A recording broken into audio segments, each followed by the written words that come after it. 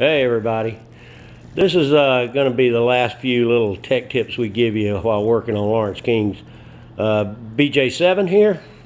That looks so much like Kramer's it ain't funny. Kramer, wait till you park side by side by him and the next car thing we do.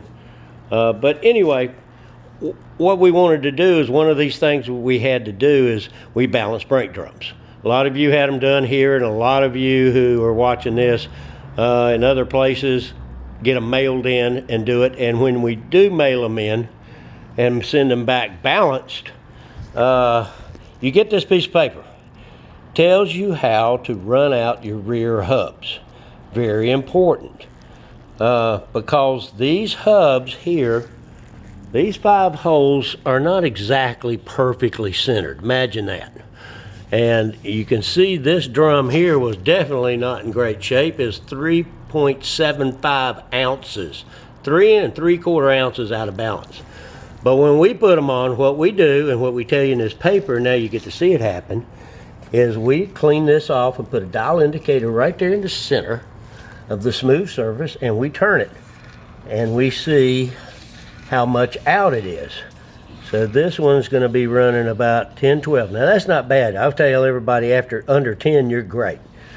But if you were running like 20 or 30, you're going to take these nuts off. You're going to rotate it one. You're going to put it back on. You're going to try it again. And let me show you what the difference will be. We've already done that rotation on the other one over here. And we got it after 3 tries down from 28 thousandths down to what you're about to see. Now, you got to remember that when the center is as centered as it can be, that it's not going to hop nearly as much.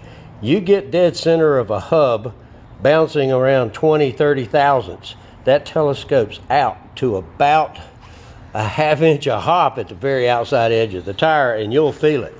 So this one we've done already, and it'll be ready to his next step. Let me get this centered.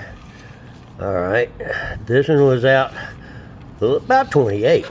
Now if you look at this dial indicator, get where I can see it good. Looks like there's a glare. There we go. It's hard to see. I'm getting a glare.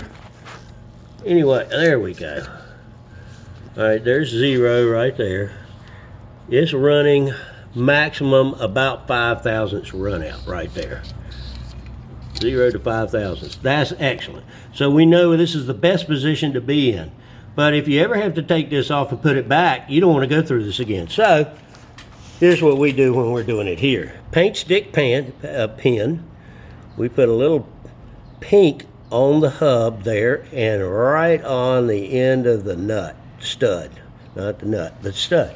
That'll dry. You won't be seeing that with the wheel on. But when you ever take this off and do brakes, if you put it right back on and match that to that location, you know you're going to be at 5 thousandths run out. So we'll get around to doing that one, but this is for video purposes. And that is how. Now this drum was better. This drum was only 1 3/4 of an ounce out. So screwed and glued, we tap the lead weight into the rib and then encapsulate it in JB weld and then 500-degree industrial, and then let it cure 24 hours and then paint the drum back. Now, we had to put in a new idler. Now, you remember on his car, when it was in here, the previous, you could take that front wheel and move it back and forth and hear this clunk, clunk, clunk, clunk, clunk, because that idler was shot. Hang on a minute, we got a, let's let the traffic go by. Get a muffler.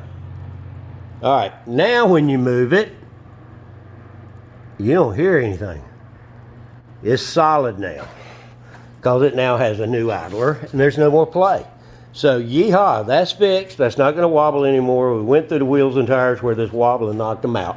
One last thing I'm going to show you. I'm going to use Lawrence's car as a tech tip, because we just discovered that today. And it's something to let you know that we've seen happen.